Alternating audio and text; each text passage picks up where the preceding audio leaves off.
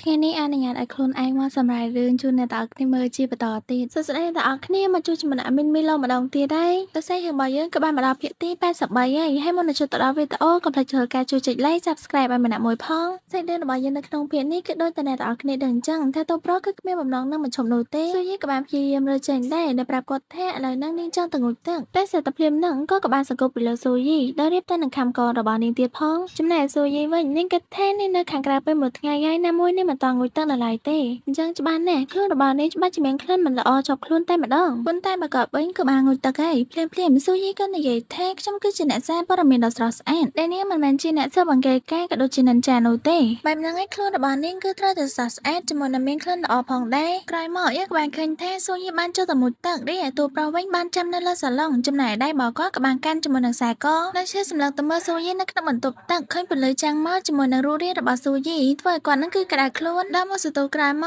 កស៊ូយីនឹងក៏បានដើរចេញពីបន្ទប់ទឹកវិញហើយដែលបានចេញមកក្រៅហើយឈ្មោះរបស់ស៊ីយ៉ានឡើងពី3ដងតែក៏មិនបានតបជាមួយនឹងនាងសោះពេលដែលនាងទៅឈប់ពីមុខគាត់នឹងក៏បានឃើញថាឥឡូវហ្នឹងក៏កំពុងតែគេងក៏ប៉ុន្តែគេងនឹងដូចជាធ្វើពុតមិនទេតើឥឡូវហ្នឹងនឹងតអ្នកមើលបានហើយក៏ប្រាប់ស៊ូយីហើយស៊ូយីរបស់យើងនេះក៏បានយកដៃទៅប៉ះមុខរបស់គាត់ថ្នមនឹងគាត់តែម្នាក់ឯងថាមិនបានជាគាត់ចេញមកយកតែម្នាក់ឯងអញ្ចឹងហើយបីមិញហ្នឹងនាងក៏ចង់និយាយជាមួយនឹងគាត់ដែរតែក៏បាននិយាយកាត់នាងបានអញ្ចឹងហើយក៏បានធ្វើឲ្យនាងខកខាននៅអាការមួយនឹងនិយាយជាមួយនឹងគាត់នាងរៀបតែយកអាវទៅដណ្ដប់ឲ្យគាត់ហើយតែក៏ត្រូវបានគាត់ចាប់ចង្កេះរបស់នាងឲ្យអង្គុយពីលើគាត់ទូប្រុសសួរថាបងបាននិយាយកាត់អូមែនទេអញ្ចឹងមែនទេសួរយីអានេះឡើងភ័យមិននឹងឡើងអស់បលឹងលីងហ្មងឯងដោយស៊ីយ៉ានៅតែបន្តសួរនាងទៀតមិននឹងអូនចង់និយាយអីគេគឺថាគាត់រីករាយចាំស្ដាប់នាង24ម៉ោងហ្មងអន្តនាងចង់និយាយណាទទួលស្រីរបស់យើងឯណេះទេពេលគេសួរអញ្ចឹងទៅបេបនិយាយអីមិនចេញសោះនិយាយបានត្រឹមតែចេញពាក្យនាងតែប៉ុណ្ណឹងក្រោយមកនាងក៏បាននិយាយថាដោយសារតានាងនឹងគឺផឹកស្រវឹងបន្តិចបន្តួចចឹងហើយក៏ប្រហែលជាគិតច្រើនដែរពេលនេះគឺគាត់បានខ្លាចជាសង្សាររបស់នាងឯងអញ្ចឹងនាងបារម្ភរឿងខ្លះដែលវាក៏អាចខ្លាចជាចំណងនៅក្នុងចិត្តរបស់គាត់ក៏ថាបានហេតុនេះហើយទើបនាងខំប្រឹងនិយាយប្រាប់គាត់ឲ្យបានច្បាស់ថានាងគឺពិតជាស្រឡាញ់គាត់ខ្លាំងពិតមែនហើយគឺស្រឡាញ់ចេញពីចិត្តរបស់នាងតែម្ដងបរោះកំពុងតែឈរនៅចំពោះមុខនាងពេលនេះគឺមិនបានសម្ដែងឬរៀបចំគម្រោងទុកណាមួយឡើយមិនថាជាយូរមកហើយឬក៏ពេលនេះនោះទេហើយនាងគឺពិតជាស្រឡាញ់គាត់ពិតមែនដែលសត្វតែគាត់គឺមានភាពជាខ្លួនឯងហើយនាងក៏សុំសន្យាថានាងមិនកុហកគាត់ម្ដងទៀតនោះទេចំណែកស៊ីយ៉ានស្ដាប់ពាក្យរបស់ស៊ូយីហើយក៏រំភើបនៅក្នុងចិត្តដែលគាត់គឺបានសម្លឹងទៅភ្នែករបស់ស៊ូយីទាំងគូតែម្ដងក្រោយមកក៏បានអោបនាងនៅក្នុងរង្វង់ដៃគាត់ប្រាប់នាងថាប៉ុណ្ណឹងគឺមិនគ្រប់គ្រាន់ទេឥឡូវហ្នឹងក៏បង្ហាញវាមកកាន់គាត់មកដើម្បីតែជាការបញ្ជាក់ស៊ូយីក៏បានធ្វើការចូលទៅបិទករបស់គាត់បន្ទាប់ពីរួចហើយហ្នឹងនាងក៏ថានេះហើយគឺជាផតាំងទូប្រុសយកដៃទៅទាញខ្សែអាវរបស់នាងតែស៊ូយីបានយកដៃរបស់គាត់មកអប់ជំនួសវិញហើយក៏បានដេកដួលទៅលើគាត់នាងមិនតន់និយាយថានាងចូលចិត្តការដែលគាត់អប់នាងស៊ីយ៉ានបានអប់នាងនៅក្នុងចិត្តមនុស្សអីដូចជាកូនឆ្មាដែលមានចរិតដែលគួរឲ្យស្រឡាញ់បែបនេះក្រោយមកក៏អង្គុយមើលតែសភាពទីក្រុងតាពីរនាក់ដោយនៅពេលនោះដែរទូប្រុសបានសម័យនឹកឃើញកាលពីពេលដែលគាត់នឹងគឺបានជួបនាងលើកដំបូងគឺគាត់បានស្រឡាញ់នាងបាត់ទៅហើយពេលវេលាក៏បានដែរបន្តិចម្ដ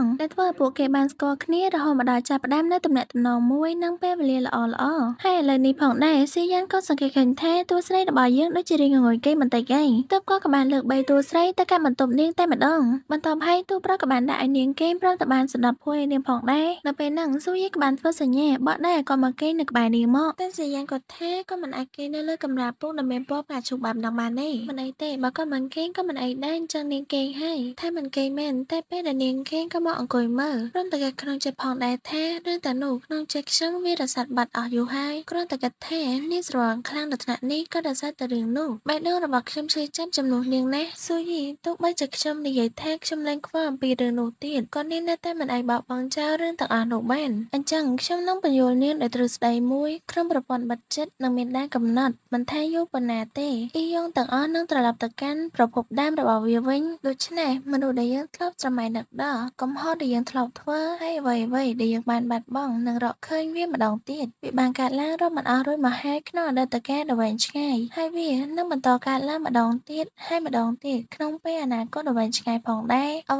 វីទាំងអស់អំពីពួកយើងគឺដូចជាត្រូវបានកំណត់ទុករួចហើយក៏ព្រោះតែផ្លូវជីវិតរបស់យើងឆ្លងកាត់បែបនេះទើបយើងអាចមើលឃើញគ្នានិងប៉ះគ្នាហើយខ្ញុំអាចឈរនៅទីនេះនិងនិយាយជាមួយនឹងនាងបានតែរឿងមួយនេះក៏អាចចាត់ទុកជាអភូតហេតុកថាបានដែរប្រសិនបើខ្ញុំអាចត្រឡប់ថយក្រោយឆ្លងកាត់រឿងនេះម្ដងទៀតដរាបណាក្នុងដំណើរមួយនោះមាននាងខ្ញុំពេញចិត្តជានិច្ចគាត់បានថាបនាងដោយក៏និយាយថាគេងទៅយីខណៈពេលដែលគាត់កំពុងតែបើកឡានតែម្នាក់ឯងស្ងាត់មុខរបស់គាត់ដូចជាមានរឿងក្នុងចិត្ត 100យ៉ាងស្រាប់តែវិទ្យុក្នុងឡានក៏បានលើសំឡេងនារីម្នាក់និយាយឡើងមកបងកំពុងបើកឡានពេលយប់តែម្នាក់ឯងមែនទេសួយយីមកជួយដំណើរបងហើយណាគ្រាន់តែលើសំឡេងនោះគាត់ក៏បានស្គាល់ភ្លាមថាគឺជានាងមកតង់របស់គាត់ស្រាប់តែញញឹមដល់មិនដឹងខ្លួនគាត់សួរនាងវិញភ្លាមថាសួយយីអូននៅមិនតាន់គេងទេតែនាងបានឆ្លើយវិញដោយសំឡេងខ្ជូតថាអូននៅកំពុងតែដាក់វាធ្វើអញ្ចឹងស្ថានីយ៍របស់ពួកយើងគឺក្រណាស់មានតែបទចម្រៀងមួយទេដែលអាចចាក់បានហើយមុនពេលដែលគាត់មិនតាន់ record នាងស្រាប់តែចាប់ផ្ដើមច្រៀងដោយផ្ទាល់តាមវិទ្យុនៅពេលដែលនាងចាប់ផ្ដើមច្រៀងនឹងផងដែរក៏បានស្ងាត់ភ្លាមដោយនាងនៅក្នុងចម្រៀងនោះតែឯទៅរួយទេដែលខ្ញុំកំពុងតែធ្លាក់ក្នុងអលងស្នេហ៍